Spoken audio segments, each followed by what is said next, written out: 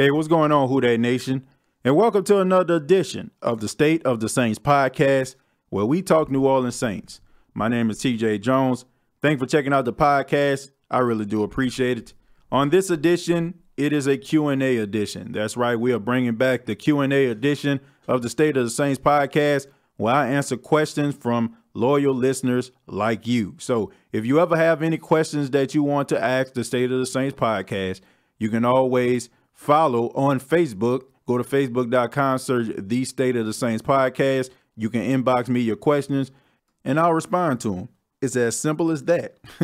So the first question is coming from Bridget Hill. And Bridget Hill asks, being that this is Drew Brees' last year under contract with the New Orleans Saints, what should the New Orleans Saints do? Should they resign Teddy Bridgewater, find another quarterback in free agency, or draft a quarterback in the following draft?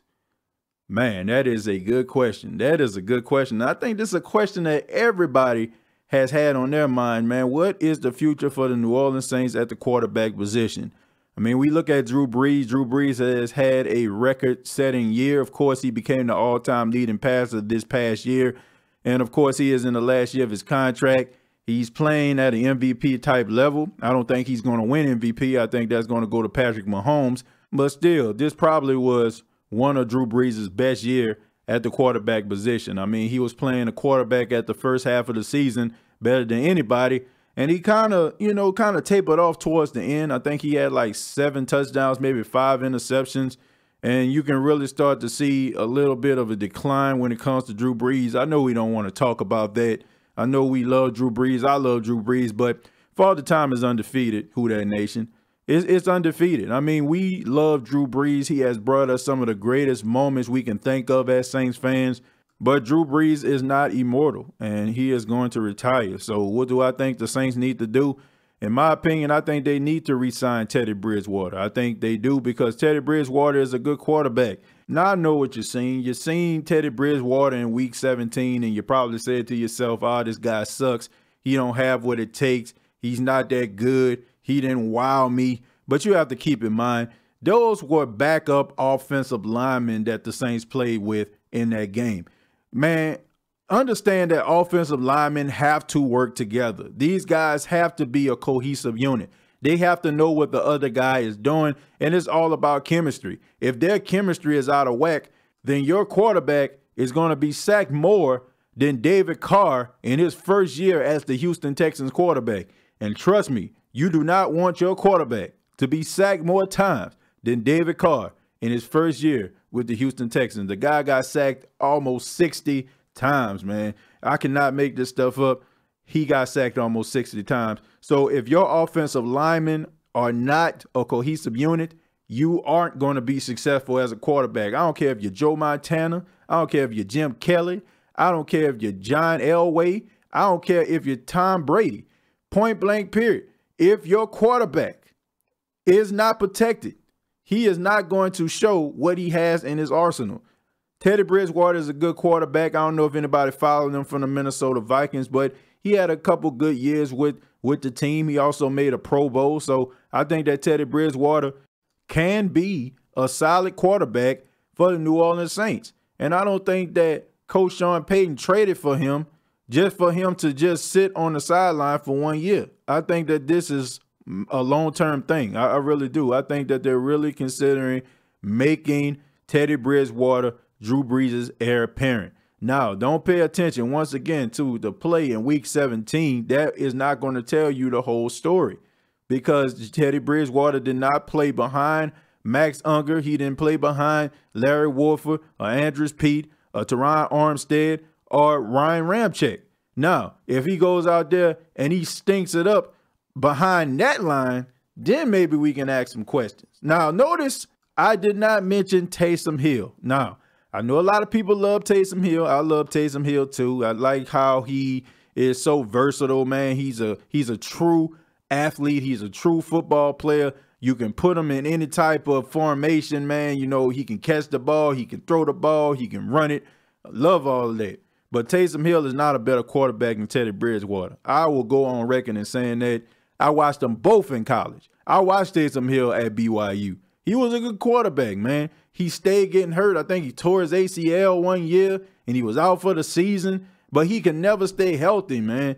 And that was one problem that Taysom Hill had. I mean, I remember probably his biggest game, he was going up against Oklahoma, and he had a good showing in that game.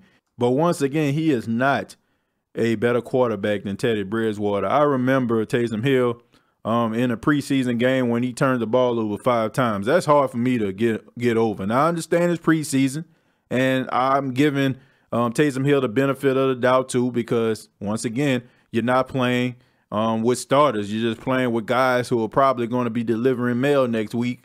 So, but honestly, I would have to say that Teddy Bridgewater is the better quarterback, man. Taysom Hill, he's good, but he is not the type of quarterback that Teddy Bridgewater is. The second question comes from Eric Dill. Eric asks, what should the Saints do with their second-round pick in this year's draft? Good question, Eric. Good question right there. Now, if it was me, this is what I'd do if I was the Saints. First off, I want to give the Saints front office a round of applause. Yes, I want to give them a round of applause because a lot of us thought that they were absolutely nuts by trading up to get Marcus Davenport, a guy who came from University of Texas at San Antonio. We was like, who? What? Because everybody thought they were going to get Lamar Jackson. I thought they was going to get Lamar Jackson. Never heard of Marcus Davenport. But what the Saints did was so clever because they were trying to make a run at it. And they realized that trading with the Green Bay Packers and giving the Green Bay Packers their first round pick in this year's draft, then the most they'll probably get is a pick number 30 or 32 because the Saints won the Super Bowl, which turns out that the Green Bay Packers are going to get the 30th pick in the first round of the draft, which is closer to the second round. So technically the Saints didn't really lose anything because they were picking in the second round anyway, if you want to look at it that way. But let's talk about this draft pick. What do I think the Saints need to do? Honestly, I think the Saints need to get a tight end. I think the Saints need another tight end. I think this is one of the biggest issues that the Saints had, and it's been like this since Jimmy Graham left. The Saints never had a quality tight end. They never had a tight end where Drew Brees can throw the ball to and he can catch a good pass, or he can catch a contested pass. One thing you can say about Jimmy Graham, if Drew Brees threw the ball up, Jimmy Graham was coming down with it. They haven't had that type of play out of tight end in a very long time. I think that the Saints need to get themselves an athletic tight end, a pass-catching tight end, a guy who can give defense nightmares, and a guy that can actually move the chains. That's what I think the Saints need to do with their second-round pick. They don't need to go out here and try to get another defensive tackle. They don't need to go out here and try to get another linebacker. They need a tight end. They need a guy who can go out there and produce. I'm talking about really produce. I ain't talking about Kobe Fleener produce. And I love him, but not Benjamin Watson, the second go-round production, or even Josh Hill production. I'm talking about true production. I'm talking about Jimmy Graham-like production. That is what the Saints need. And there are a lot of good tight ends in this year's draft. I think that they need to go out and get Irv Smith, the tight end out of Alabama. Now, I know we love ourselves some LSU, but hey, we're trying to win some football games.